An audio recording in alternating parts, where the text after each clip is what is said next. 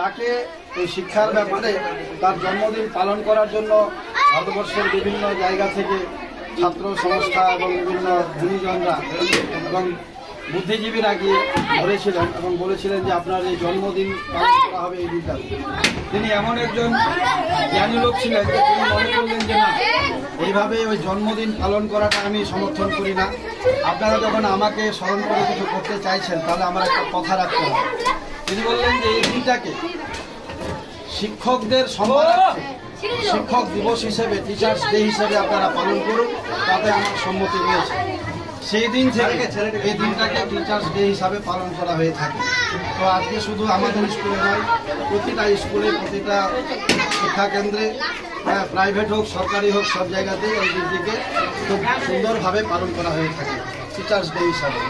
এই দিনটির উদ্দেশ্য হচ্ছে যে আমরা শিক্ষক এবং ছাত্র সবাই যেন মিলেমিশে থাকতে পারি এবং শিক্ষার অঙ্গনে শিক্ষকদের সম্মান কিভাবে করতে হবে তার আদর্শে এখানে অনুপ্রাণিত হতে হবে এবং শিক্ষকদের কিছু দায়িত্ব, যে ছাত্রদেরকে ভালোবেসে তাদেরকে শিক্ষাদান করবে এবং ছাত্রদেরও দায়িত্ব থাকবে যে শিক্ষকদেরকে যথাযথভাবে সম্মান করতে হবে এবং সম্মানের মধ্যে দিয়ে অনেক কিছু আছে। কারণ পিতামাতাকে যেভাবে শ্রদ্ধা করা হয়, শিক্ষক কিন্তু পিতামাতা থেকে কোনো অংশে কম নয়। কারণ প্রাইমারি শিক্ষা থেকে আরম্ভ করে নৈতিক শিক্ষা সমস্ত কিছু কিন্তু শিক্ষকরাই দান করে থাকেন।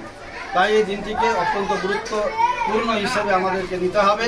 ছাত্র এবং শিক্ষক সবাই যেন মিলিতভাবে সহাবস্থান করে থাকে এবং সবাই যেন এই দিনটিকে আবার পালন করে থাকে, এই বলে শেষ করছি।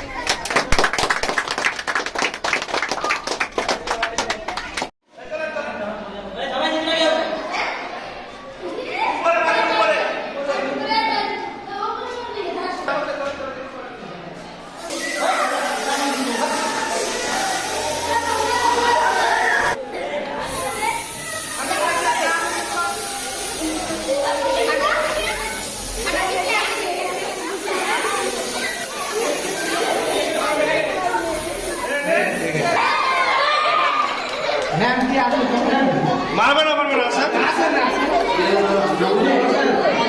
এখন আসতে